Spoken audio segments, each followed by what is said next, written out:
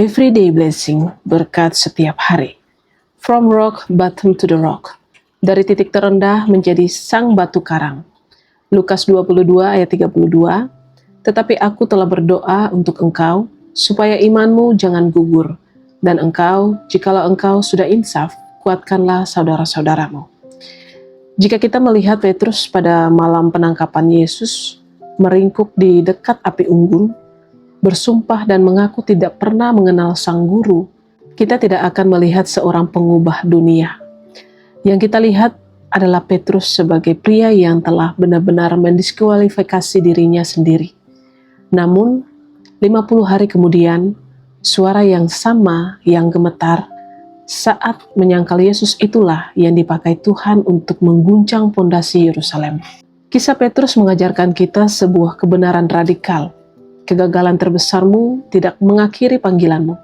Di tangan Tuhan, kegagalan itu justru menjadi persiapan. Sebelum batu karang bisa dibangun, sisi Simon harus diruntuhkan terlebih dahulu. Petrus adalah orang dengan pasang surut kehidupan yang ekstrim. Dia adalah orang pertama yang berjalan di atas air, tetapi juga yang pertama tenggelam. Dia adalah yang pertama mengakui Yesus sebagai Mesias, tetapi juga yang pertama menegurnya.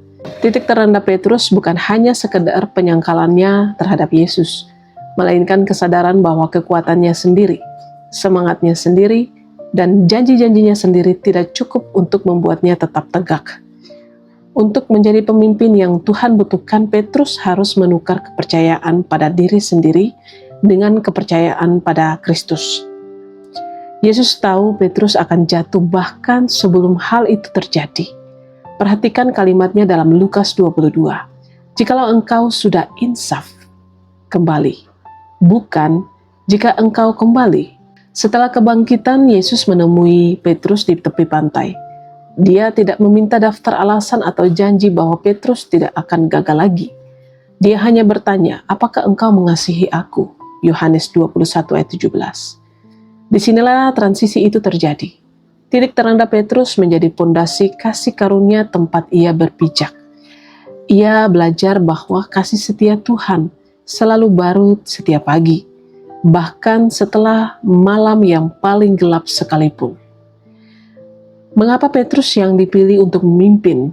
Karena seseorang yang telah diampuni banyak akan mengasihi banyak. Seseorang yang telah melihat kehancuran dirinya sendiri adalah satu-satunya yang dapat membimbing orang lain kepada Sang Penyembuh dengan kerendahan hati yang tulus. Saat Petrus berbicara di hari Pentakosta, ia tidak berbicara sebagai orang yang sempurna. Ia berbicara sebagai orang yang telah dipulihkan. Misi titik terendah bukanlah garis finish, itu adalah tanah di mana Tuhan menjadi menggali fondasi terdalam untuk masa depan. Mari kita berdoa. Tuhan, saat kami merasa gagal atau tidak layak, ingatkanlah kami bahwa kasih karunia-Mu lebih besar daripada kesalahan kami.